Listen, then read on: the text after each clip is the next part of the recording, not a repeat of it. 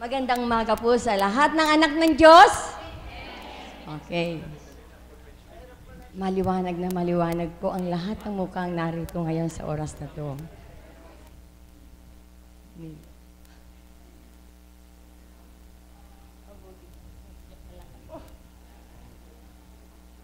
Okay. Ito ang kauna-unahang pagkakataon na medyo matagal-tagal lang konti ako matatayo sa harapan, kaya medyo nakabahan po ako. Tumingin po kayo sa paligid nyo. Maliwanag po ba? Okay, maliwanag na maliwanag po ang ating kapaligiran. Pati po ang mga mukha po ninyo, ang kaanyuan ay talagang maaliwalas, maliwanag na maliwanag. Saan po kaya nanggaling ang liwanag na nakikita natin sa ating kapaligiran? Sa Ama, sa Panginoon. Sapagkat si Jesus ang liwanag ng sanlibutan. Di po ba? Okay, siya nagbigay sa atin yan. Sa bawat hakbang ng ating mga paa, kinakailangang may liwanag tayong sinusundan. Meron tayong nakikita na maliwanag. Sabi ko nga kanina, si Jesus ang liwanag ng sanlibutan. At ang liwanag o ilaw ay lagi nating nababanggit sa banal na kasulatan. At ito po ay isang sandata, ang liwanag. Sandata po natin yan, kung inyong pong pagninilayan. Okay. Sa umaga pong ito, ang ating tema ay magliwanag. Hindi ko po naman sinasabi na madilim pa po ang iyong kaisipan. Kundi, mas lalo pa pong lumiwanag ang ating kaisipan. Magliwanag, galing salitang ugat na liwanag, o kaya ay ilaw. Tayo bilang mananampalataya ni Jesus, paano po natin ibabahagi ang ibinahagi sa atin ng Kristo na liwanag bilang isang mananampalataya ni Jesus? Paano po natin ito ibabahagi sa ating mga kapatid? Sapagkat tayo po na nakakilala na kay Kristo, ay meron na po tayong liwanag na tinataglay na nagmula sa Kanya. Kung ihambing po natin sa isang kandila, ang kandila po may iba't ibang size, di po ba? Merong pinakamaliit, merong pinakamalaki. Pero, pare-pareho po siyang nagliliwanag. Pare-pareho pong may liwanag na ibinibigay, lalo't kung ilalagay ninyo siya sa isang mataas na lugar. Malalagyan po ng liwanag ang buong kapaligiran, kahit na pong liit ng isang kandila. Kung ilalagay po natin sa tao bilang tao, kahit po tayo ay mahirap lamang, kung tayo tumanggap na ng liwanag mula kay Kristo, makakapagbahagi tayo ng liwanag sa ating kapwa-tao. Di po ba? Sapagkat yan po ang gusto niya ating Panginoon, ang liwanag na ibinigay niya sa atin, ibahagi natin sa ibang tao na nangangailangan pa ng liwanag upang makilala si Kristo na ating Panginoon. Hindi ko po naman pakaalaanuhan pa, tatawag po ako ng isang tao na magdadagdag pa po ng kaalaman, magpapalalim pa po. Ito pong taong to, lagi po namin taga Valenzuela, lagi po namin nasusubaybayan ang kanyang FB. Kanina lang po, nag-uusap kami mga taga Valenzuela, dadalo kami sa mga may sakit. Dumating po kami dito, bigla po lumabas sa FB niya. Napakagandang dumalaw sa isang may sakit. Magbibigay ka ng liwanag sa mga mahal niya sa buhay. Kung sino man ang may sakit na yun, makadarama ng kaligayahan. Tatawagin ko po ang ating kapatid na Tita Beth Chico upang magdagdag pa siya ng kaalaman tungkol sa liwanag na binigay ni Kristo. Salamat, kapatid. Nakakagalak po ng puso, Salamat po sa pagsubaybay. Kaunti lamang pong wala po ito sa tema. Yamang nabanggit nyo, susundan ko na lang po. Kahapon po, napuspos po ako ng kagalakan sapagkat may bigla pong nag-pop na message doon sa FB ko na nagpapasalamat po siya sa akin. Taga-US po siya Sabi po niya sa akin, salamat po Eka sa araw-araw na pagpo-post niyo sa FB. Alam niyo po ba, Eka, na kung hindi ko po, Eka, nababasa yung mga post niyo sa araw-araw, baka po, Eka, ako nasa kulungan na ng baliw. Sabi niya ganun sa akin. Napakadakila po, Eka, ng Panginoon, sapagkat sa bawat umaga, pag nagbukas ako, bakit agad yung post ninyo ang nakikita ko? Sumagot po ako sa kanya. Sabi ko sa kanya, maraming salamat, bagamat napakalayo mo, galak ang kalooban ko na malaman na ako pala ay nagsisilbing liwanag para sa iyo. Sumagot siya ulit, opo, Eka, nagkaroon po kasi, Eka, ako ng, ewan ko lang po kung hindi ko po nabanggit sa kanya yung website natin meron daw kasi siyang, 4 daw yung anak niya yata, na puro nasa military. At yung 3 na destino sa Afghanistan. Alam niyo naman po yung Afghanistan, marami po mga rebelde. Ang nilalabanan po doon ay mga rebelde at mga terorista. Yun daw anak niya ay bumalik sa Amerika. Pagbalik daw sa Amerika, wala pang 2 linggo na aksidente na. Ang tagal, Eka, namin hindi kapiling ng anak namin, ang mga kapiling namin, ganun ang nangyari. Kaya po, Eka, halos ako ay mabaliw-baliw. Kung hindi ko po, Eka, nababasa yung mga post nyo, siguro po, Eka, ay nalugmok na ako at baka po, Eka, ako ay nakakulong na ako sa kulungan ng mga baliw sa araw na ito. Kaya't nakakalugod po, kapatid, yun po yung isang kaparaanan kung paano tayo makapagbabahagi ng liwanag sa ating kapwa. Wala po akong kamalayan yung bisa ng mga naliwanag na ibinabahagi sa akin ng Panginoon upang ibahagi ko naman sa maraming tao. Hindi ko po ine-expect kasi po ako pagka umaga, pagmulat po ng mata ko, mananalangin lang po ako. Pagkatapos po ay pipikit ako. Sabi ko, Lord, ano po ba ang marapat kong i-post sa araw na ito? Bigla pong idadatal sa kaisipan ko. Pagkatapos po, ayun, magpo-post ako. Tapos po, may mga ilang nagko-comment at yung iba naman po ay talagang nagpe-personal message sa akin na nagpapasalamat talaga. Salamat, Ama. Yan po talaga ang hinahangad ng Ama sa bawat isa sa atin. Huwag po tayong makontento na araw-araw nandito tayo, nakikinig tayo ng mga banal na aral ng ating Panginoon, tinatanggap natin sa ating sarili. Okay po yun.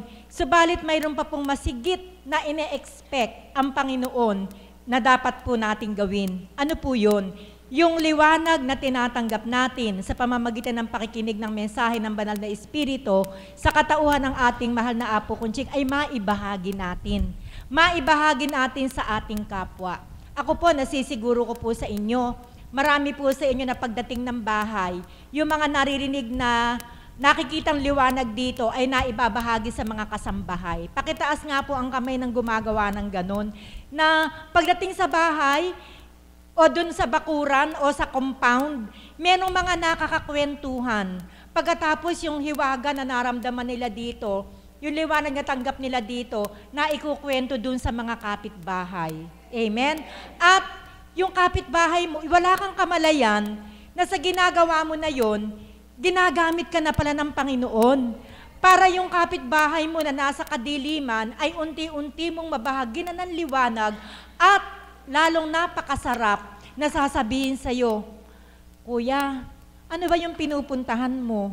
Magsasalita ka, Magsasalita ka, magbabahagi ka ng liwanag. Tapos maririnig mo sa kanya, sasama ako sa'yo.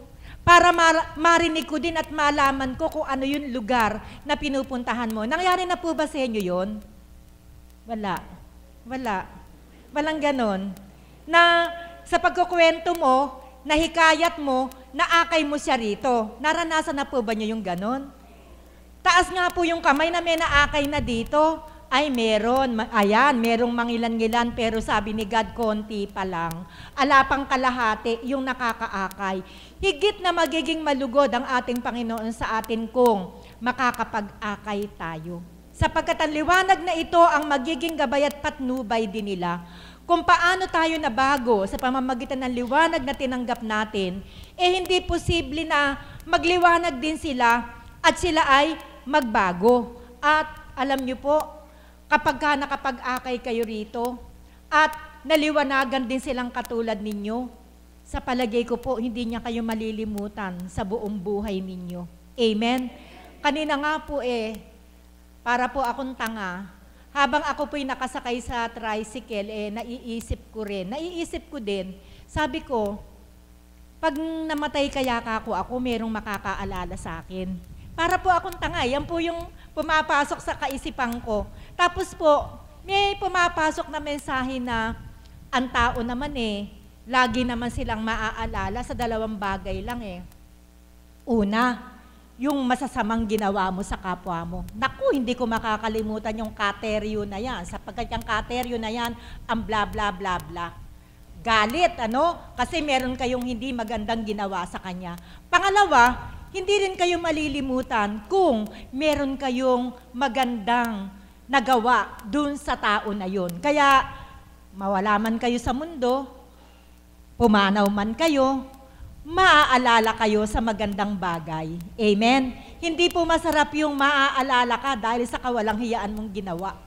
Iyon po ay dadali ninyo. Madadala ng inyong espiritu hanggang sa kabilang buhay at baka hindi pa rin kayo matahimik dahil dun sa hindi magandang bagay na ginawa ninyo sa kapwa ninyo. Kaya mas maganda na po, ano man po yung liwanag na tinatanggap natin, hindi naman po nagsasawa ang Panginoon Hindi po ba? Bakit po kayo nagpupunta dito araw-araw? Nais ninyong tumanggap ng liwanag sa pamamagitan ng kanyang mga banal na salita. Sa makatuwid, ang banal na salita pala ang nagsisilbing liwanag upang tayo ay matanglawan. Mga kapatid, ayaw po ng Panginoon na ang liwanag natin hambing sa fluorescent light, sa ilaw, sa artificial na ilaw. Pag po merong ilaw dito sa gabi at binuksan, alin lang po ang maliliwanagan? Yun lang.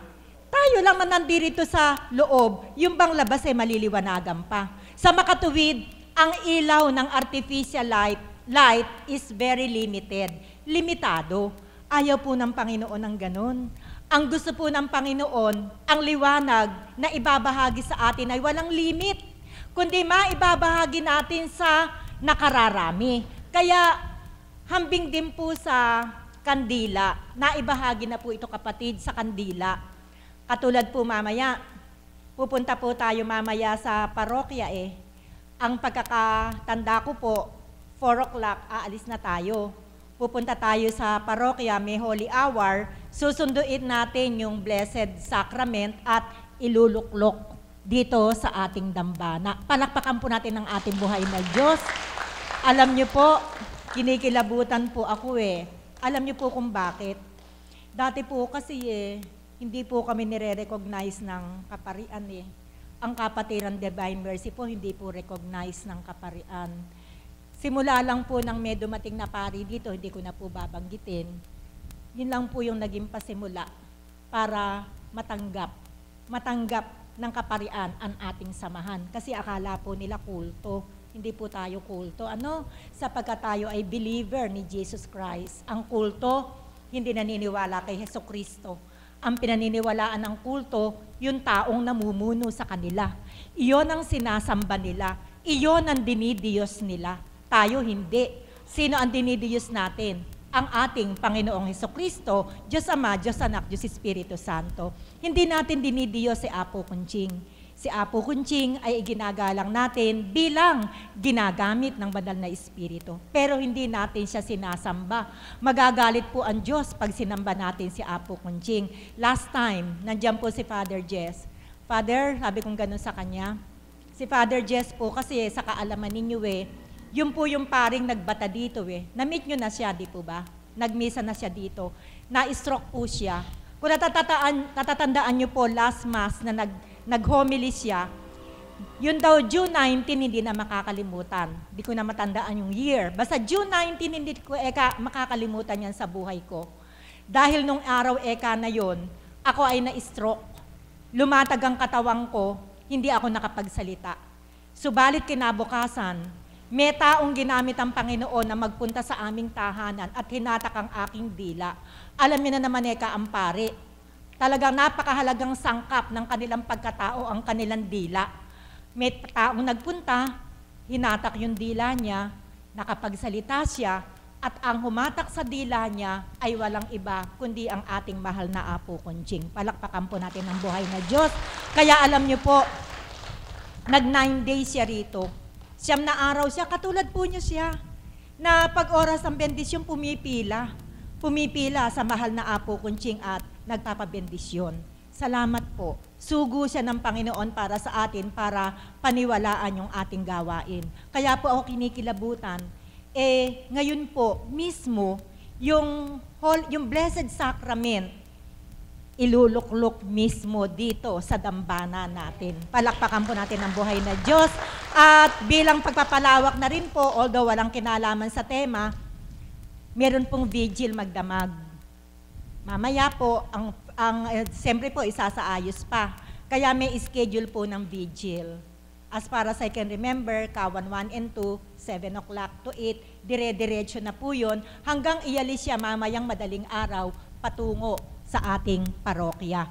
Nabanggit po ni kapatid na Ana, na ang request po sana ng ating pura paroko, yamang ang ating kapatirang Divine Mercy ang pinagluklukan, sana daw po ipakita natin ang puwersa ng kapatirang Divine Mercy na mamayang madaling araw, umilaw tayong lahat.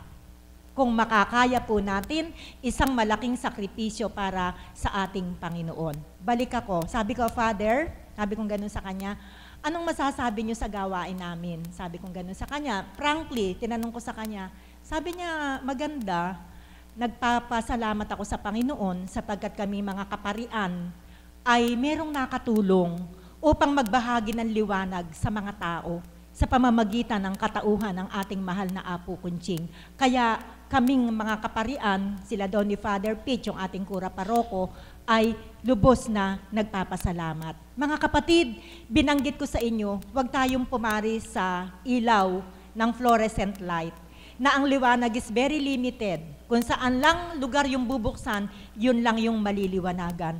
Kundi humambing tayo sa liwanag ng isang kandila, na ang isang kandilang ito ang maaaring pagmulan ng liwanag. Halimbawa, mamaya, may prosesyon. Ako yung unang magsisindi ng kandila.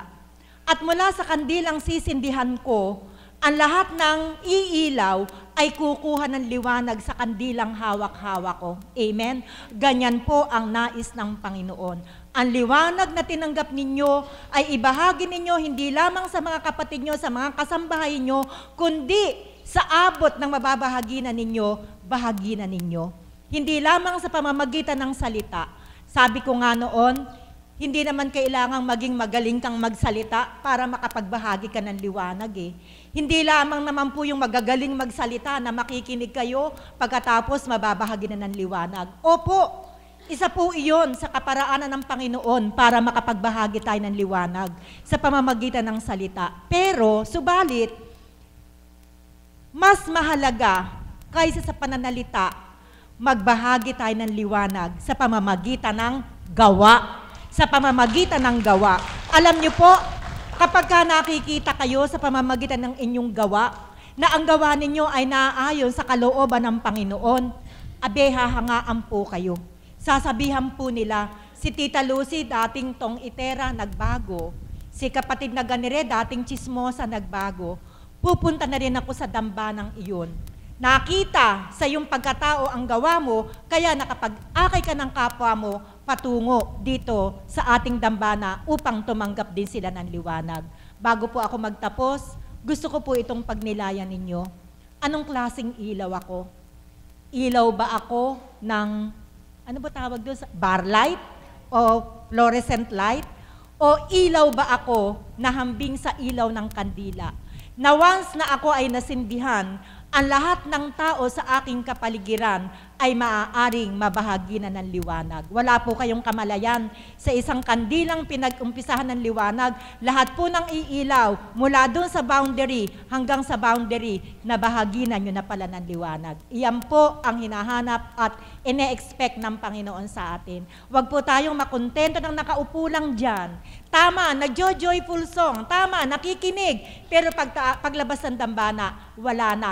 Patay na ang liwanag. Ang liwanag na ito ay dapat na nanatiling nagliliyab, nag-iilaw upang maibahagi natin sa ating mga mahal na kapatid na ibinahagi din sa atin ng ating Panginoon. Muli, pagnilayan ninyo, anong uring ilaw ako? Ilaw ba ng bombilya o ilaw ng isang kandila na inalalaganap sa maraming lugar? Magandang umaga po. Marami pong salamat, Tita Beth. Siguro naman po, maliwanag na maliwanag ang paliwanag ng ating kapatid na Tita Beth. Now, huwag nating ang ilaw natin, huwag nating hayaang dito lamang. Ang mahal na Apo Kunching ay isa dang ilaw. Yung ilaw na si Apo Kunching, na binibigay niya ang banal na salita ng Diyos, nagliwanag sa bawat isa sa atin. Ngayon, paglabas natin, ibabahagi din naman natin sa iba. O, diba? Pagmasdan niyo po ang ating altar, ang paglalagyan ng Blessed Sacrament. Maliwanag po, di po ba? Bakit siya po nagliwanag? Bakit po yellow at saka puti ang kulay ng mahal na pong Kristong Hari? Sapagkat gusto nga po na mahal na pong Kristong Hari, mahal Panginoon natin, ang puti ay sagisag ng kalinisan, katapatan. Ano po ang dilaw? Kaliwanagan. Yan po ang gusto sa atin ng Panginoon. Ang maging maliwanag, maging tapat tayo sa Kanya, at maging tapat tayo sa ating kapwa-tao. Kahit na tayo mahirap lamang, isang espermang kandila, sabi nga ni Tita Beth, sa maliit na kandila, marami ang magkakaroon ng liwanag, magsisindi ang bawat isa. Gamitin po natin ang liwanag na nakuha natin sa dambanang ito, ilabas po natin kung saan man tayo nanggagaling, kung taga saan man tayo, ikalat natin ang lahat ng tungkol sa salita ng Diyos na ating nakukuha dito. Ngayon po, tatawag muna po tayo na isang maghahandog sa atin ng awitin, ang ating kapatid na Myrna. Andada.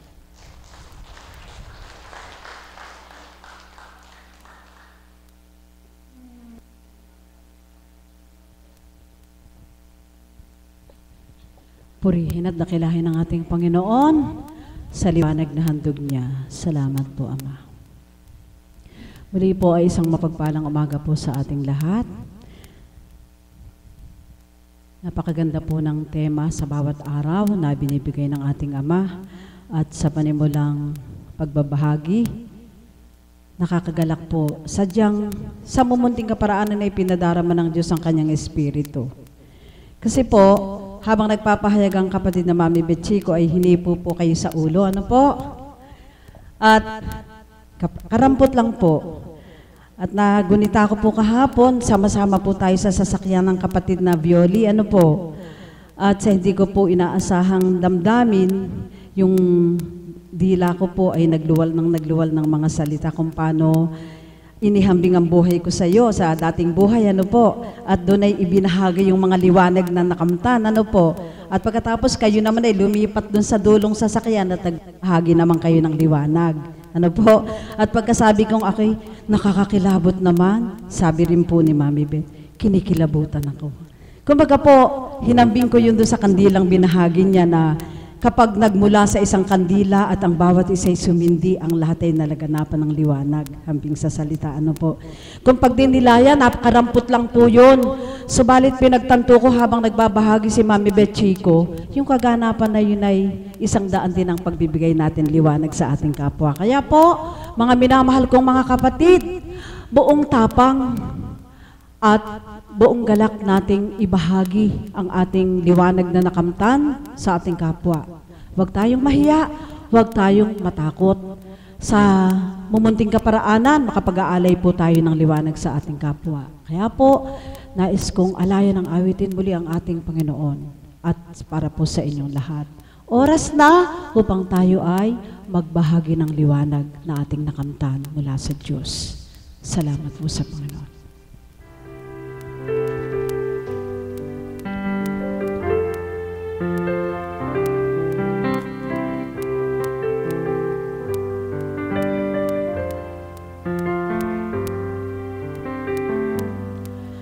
May bilang dinggin mo, ihip ng ating panahon. May sikha, dinggin mo, at ubos na ang oras mo. na magpasya kung saan ka pupunta. Oras na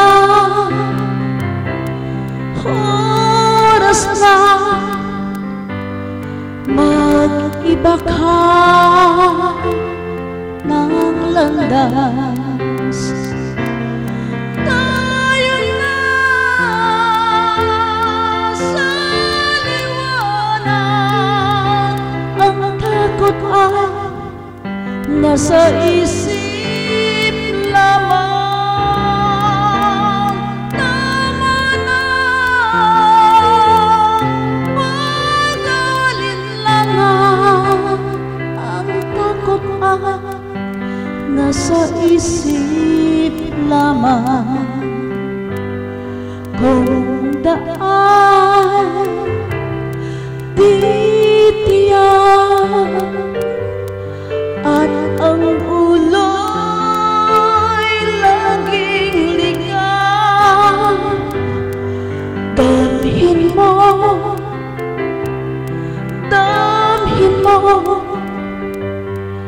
ang landas ng puso mo. Tayo na sa liwanag. Ang takot ay nasa isip lamang. Tama na, pag-alinlangan. Ang takot ay nasa isip lamang. Tingin mo, damhin mo ang landas ng puso mo. Oras na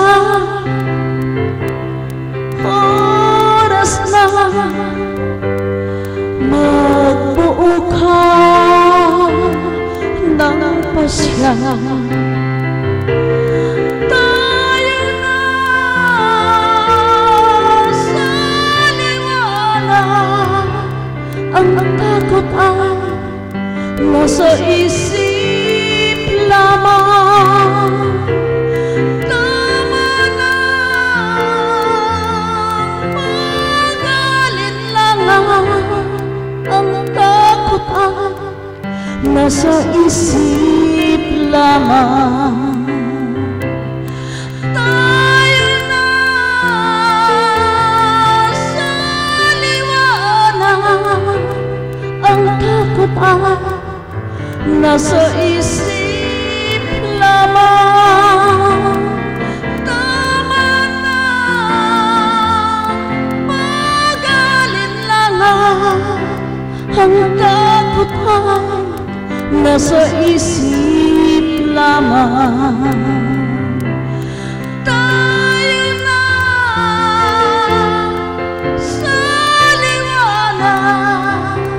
Ang takot ay nasa isip lamang. Tama na, pag-alinlangan. Ang takot ay nasa isip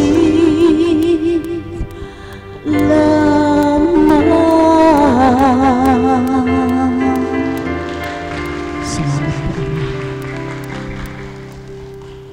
Marami pong salamat, kapatid.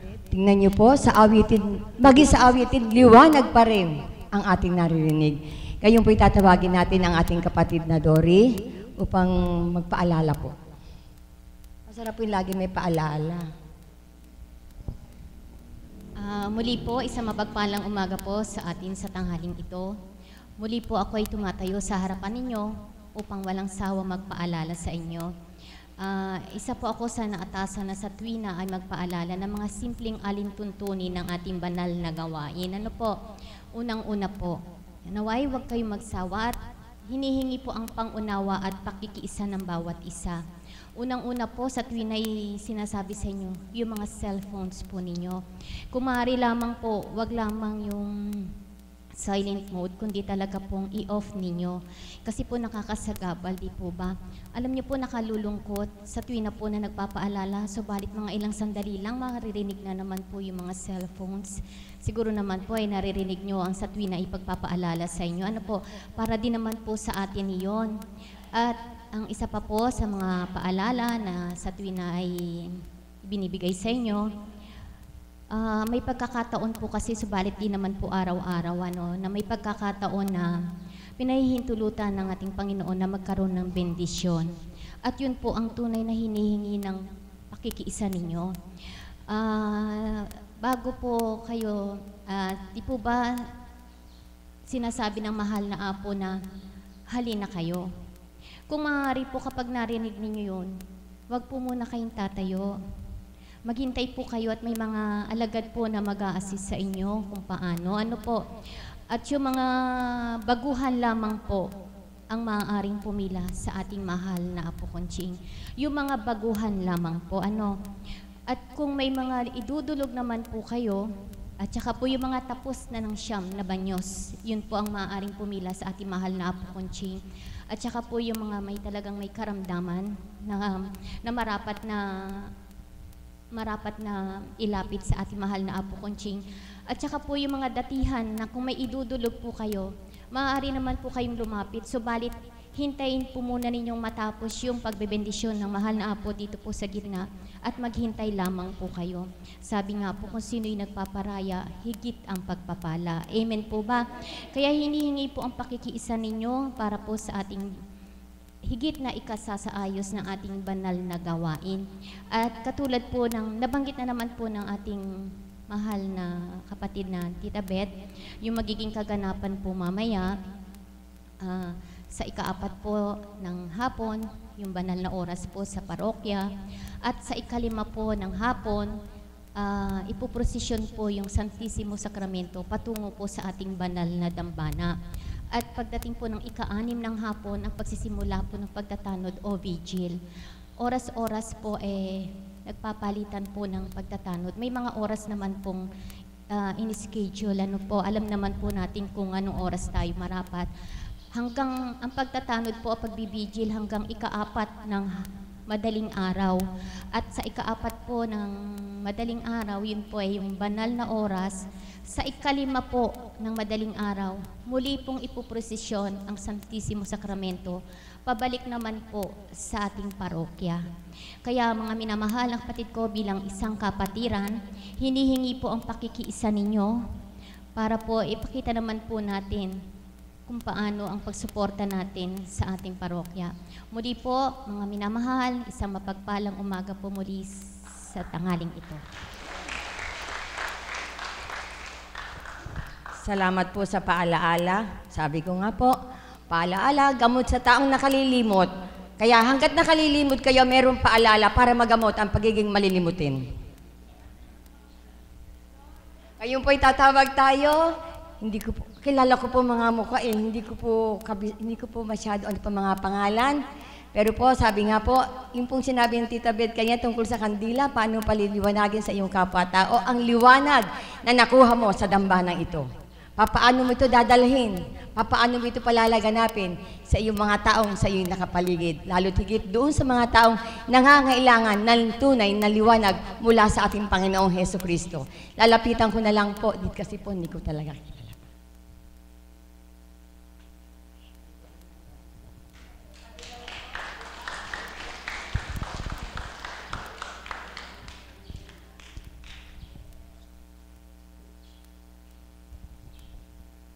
Mapagpalang umaga po sa inyong lahat. Salamat po sa Ama at binigyan naman po ako ng pagkakataon na masabi ko po ang nangyari sa aking buhay. Ako po nagkaroon ng karamdaman kaya po ako na punta sa dambanang ito. Ako po na-stroke. Noon po sobra taas ng aking high blood. Kuminsan po nung hindi pa ako na-stroke, kasi po mataas na nga yung dugo ko. Minsan marami kong naiisip na hindi maganda. Minsan po mainit ang ulo ko. Minsan po nakakagawa pa ng hindi kalugod-lugod sa ama. Pero napakabait po ng ama, inakay niya po ako rito. Bigyan po ng ng kaganapan na ako'y mapunta rito at ako'y nagkasakit. Bigyan niya po ng tawag dito yung kaya po ako napunta rito. Alam niyo po, dito po nagliwanag ang aking isip nung aking mapunta po rito. Sabi nga po ni Mami Beth, meron raw ba tayong, tayo daw bang nagpupunta rito na isi-share natin sa ating kapitbahay o mga mahal sa buhay yung nadidig natin dito. Ako po kasi meron po akong pamangkin na meron pong breast cancer dito sa bus. Ngayon po, naaya ko po siya rito. Parang hindi po kwan. Pero ganun pa man po, hindi po ako nagsawa ng kasasabi sa kanya kung ano yung naramdaman ko rito. Minsan po, yun nga pong nakabili po ako ng CD na tama-tama po yung kanta niya doon sa mga kagaya kong nagkasakit na malayo sa Diyos. Nung marinig po yung awit na yon, nadama po yung sarap, nadama po yung ligaya, nadama po yung nangyari sa aking buhay. Kaya po, nagpagawa po ako ng CD, bigay po sa kanya, sabi ko po sa kanya, sige, ako pamangkin. Bali po manugang ko yun sa pamangkin. Kung ayaw mo ka akong sumama sa akin sa dambana, kung ikaw nakahiga at nag-iisip, patugtugin mo lang ako itong CD nito para mo nang narinig yung mga salita sa dambana na pinapakinggan namin sa araw-araw. Ako man po, doon po sa CD na yon, tama-tama po yung lyrics sa buhay ko. Kaya po, marami pong mga kapatid na nabigyan ko po ng CD dahil po yung CD na yun ay talagang maganda yung nilalaman. Gusto po ba niyong marinig yung nilalaman ng CD na yun? Aawit po ako para marinig niyo. Kapatid na Alan, yung kaligayahan magpakailanman. Pasensya na po kayo, ako po hindi naman talaga mga awit, kaya lang po sa pagpapala po sa akin ng Panginoon, kaya ako po nagagawa ito. Napakahiwaga po ng Panginoon dahil dati po magsalita lang po ako rito hiyang-hiya ako. Ngayon po nakakaawit pa dahil sa kahiwagaan ng Panginoon at kabaitan niya. Napakasarap pong damin yung awit na ito. Kahit po si kapatid ni Alan sinasabaya ko lang po, siya po yung tumutugtog. Kasi po, pag po siya tumugtog, hindi ko naman po kayang sabayan ng awit yung tugtog ng piano. Kaya po ang sinasabayan ko lang po yung kanta niya. Si kapatid ni Alan man po, binigyan ko rin ng CD. Dahil po yung CD na yon, talagang napakasarap po pakinggan. Kaya po binigay ko sa kanya para maawit niya, matugtog niya. Yung po pala gagamitin si kapatid na Alan na para makakanta rin ako dito sa dambana.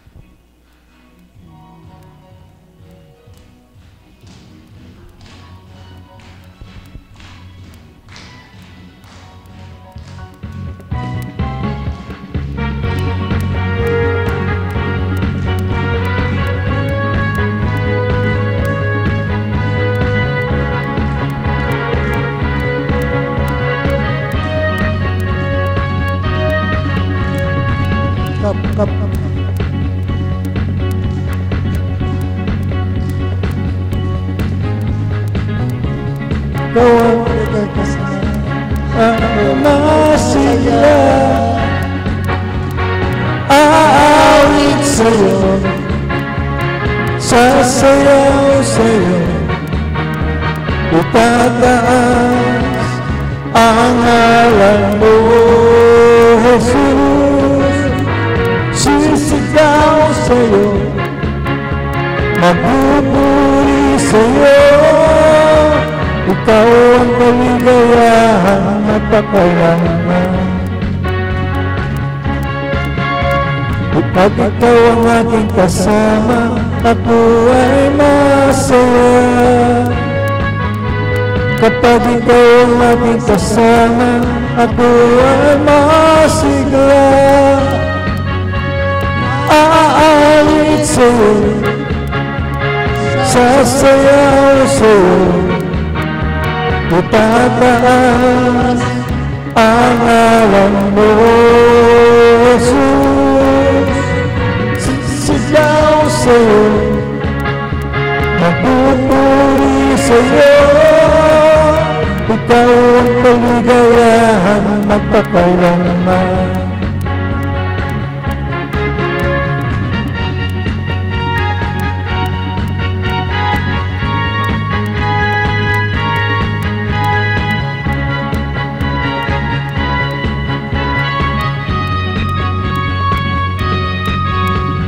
Aawit sa'yo, sasayaw sa'yo, itataas ang ngalan mo, Jesus. Sisigaw sa'yo, magpupuri sa'yo, ikaw ang kaligayahan at pakailanman. Aawit sa'yo, sasayaw sa'yo, itataas ang ngalan mo, Jesus. Sisigaw sa'yo, magpupuri sa'yo, ikaw ang kaligayahan magpakailanman. Ikaw ang kaligayahan magpakailanman. Ikaw ang kaligayahan magpakailanman. Di po ba napakaganda nung awitin? Damang-dama po sa puso at sa buhay yung awitin na yon. Sabi ko po sa inyo, hindi ko naman po kayang awitin, kundi po aawit si kapatid na Alan. Nakita po nyo, pangkanta na pala, hindi pa ako kumakanta, kundi sa kumante, hindi ako makakanta. Pero andun po yung lakas ng loob ko dahil sa kagustuhan ko pong makapaghandog ng awit sa Panginoon. Maraming salamat po. Salamat po, kapatid na Alan. Maraming salamat po, kapatid. Alam niyo po, yung kinawit niyang yun, noong una ko pong madinig yun, mission po sa Batangas. Kahit anong pagod po namin, na madinig ko po yun, sumasayaw po ako mag-isa. Tuwan-tuwa, tarin niyo po yung kapatid na Mirna, talaga po sabi ko, bigyan mo nga ako ng kopya. Kahit hindi ako marunong kumanta, kahit ang kanta ayaw sa akin, ako may gusto sa kanya. Gusto ko yung kanta pong yun. Dahil masigla, masaya po siya. Tingnan niyo po yung kantang yun, nagbigay liwanag din po sa buhay natin mga tao, kahit anak ng Diyos. Okay, susunod po natin. Napakaganda ng binahagi mo dahil nabigay ka talaga ng liwanag at ibinabahagi mo ang liwanag na nakuha mo dito. Yun ang maganda. Ang isusunod po natin si Angelo Layagan Lansangan. Angelo.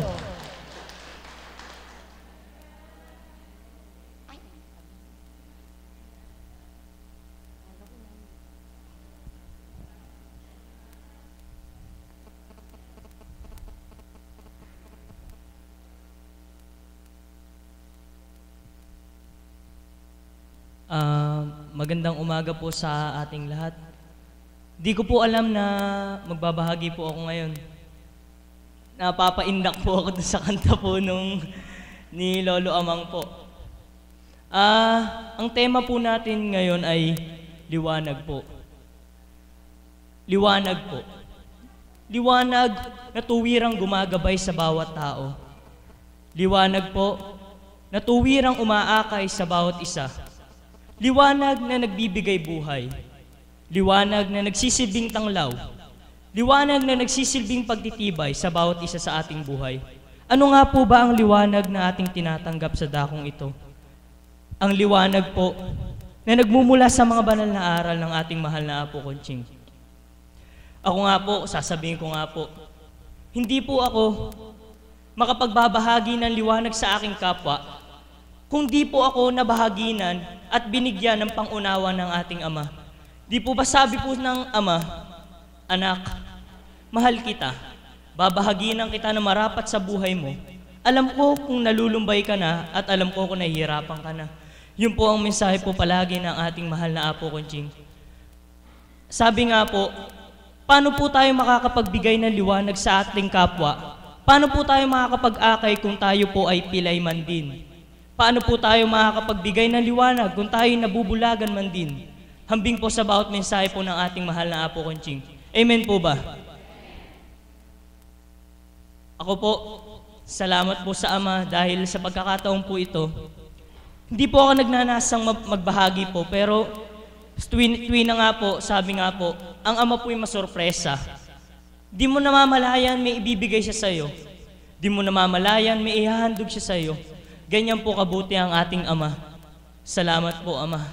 Nung kagabi po, ako po'y nakahiga na po sa, ibabahagi ko lamang po, ako po'y nakahiga na po sa aming kwarto at nanonood po ng telebisyon po ang aking inda. May bigla pong sumisiksik po sa isip ko, anak, kunin mo ang Biblia at buklatin mo. Dahil ngayon po, kami lang pong dalawa ng aming inda, lumabas po ako ng kwarto, kinuha ko po sa altar ang Biblia. Pumunta po ako dun sa kwarto po nila Kuya Berhel at ako lang po mag-isa. Ama, kung ano man po ang nais nyo ibahagi po sa akin sa gabing ito, ipabuklat nyo po, ako po'y pumikit sa pangalan ng Diyos Ama, Diyos Anak, Diyos Espiritu Santo. Binuklat ko po ang Biblia. Israelita bilang tanglaw ng mga bansa. Amen po ba? Ngayon po, yung po yung gala ko po, na yung po yung tema, liwanag po. Ibig sabihin, Israelita. Sabi nga po sa mensahe, ang dambana pong ito ay liter Israel. Sabi nga po, dahil patuloy at patuloy pong numunukal, bumubukal ang mga mensahe po na dapat ipahayag sa bawat isa. Sabi nga po, updated po tayo, di po ba? Kaya po, yun, sabi ko, nakalagay po doon, ako'y isang palaso na handang-handang itudlo, sabi po ng Ama. Ibig sabihin, pag may liwanag po tayo, yun po yung magsisilbi nating sandigan at magsisilbing sandata natin sa mundong ito. Dahil sabi nga po, ang mundo ay punong-puno ng kalituhan, kagulumihanan. Kung wala po ang liwanag na ibibigay sa atin ng Diyos, paano tayo? Paano tayo mabubuhay kung tuwirang damdamin tao lamang po ang maiiral? Kung tuwirang kaisipang pantao, paano po mangyayari na makapagbibigay tayo ng liwanag sa ating kapwa? Di po ba? Buhay na buhay po ang Diyos. Palakpakan po natin ang ating Panginoon. Kaya po, sabi ko, napaiyak po ako mag-isa po dun sa kwarto po kagabi. Sabi ko, Ama, tuwiran ng buhay ka. Di ko mang iniisip kung ano ibibigay mong tema sa akin, pero pinabuklat niya sa Biblia. Kaya po, sabi ko nga po, ang Biblia po, kung gusto niyo pong makipag-usap sa Diyos, maaari po siyang ibahagi po ang kaparaanan sa pamamagitan po ng Biblia. At sa pamamagitan po ng pakikipagniig po sa inyo ng Banal na Espiritu. Amen po ba? Yun po ang liwanag at patuloy ibinibigay ng Diyos. Sabi nga po, magtatanglaw ka ba sa kapwa mo? Damhin mo ako. Ako magpapaunawa sa kanila kung papaano ang liwanag na tinanggap mo ay matanggap din nila. Nabi nga po, tarok nga po ng Ama ang kaisipan at puso natin. Dahil kung ibibigay po natin ang liwanag sa kapwa natin, tinanggap natin, tuwirang ang mga naliwanagan din po, makapagbibigay din po ng liwanag hambing po sa kandila po. Di po ba? Yung liwanag nga po, sabi nga po, simula sa boundary po doon hanggang sa boundary po, makapag-aalay po. Amen po ba? Ama, bagamat di ko man po inaasahan itong pagbabahagi ko. Salamat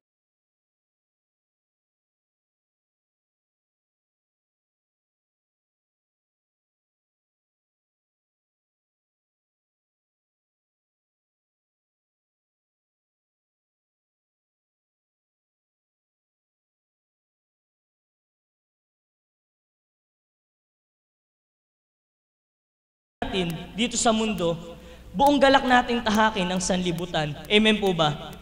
Yun lang po ang may babahagi ko po at maraming salamat po. Maraming salamat, kapatid.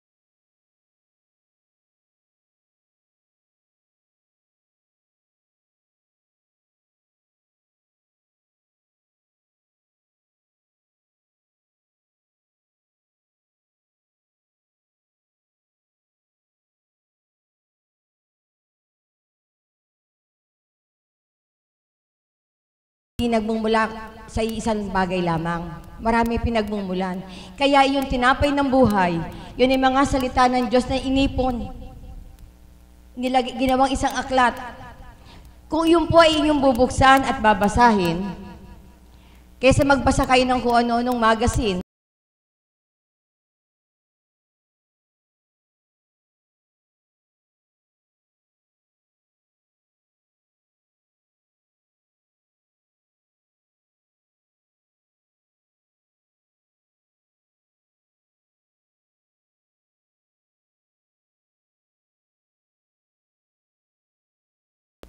kung ano ang gusto niyang iparating sa kanyang isipan, kung ano ang gusto niyang ipabasa.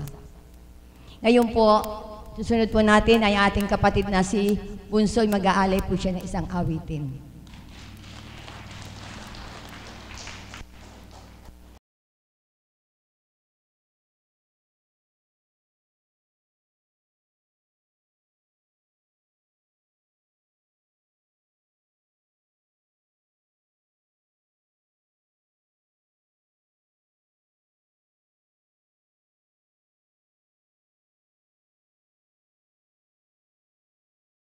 Sa tanghaling ito, liwanag po ang ating tema. Ano po?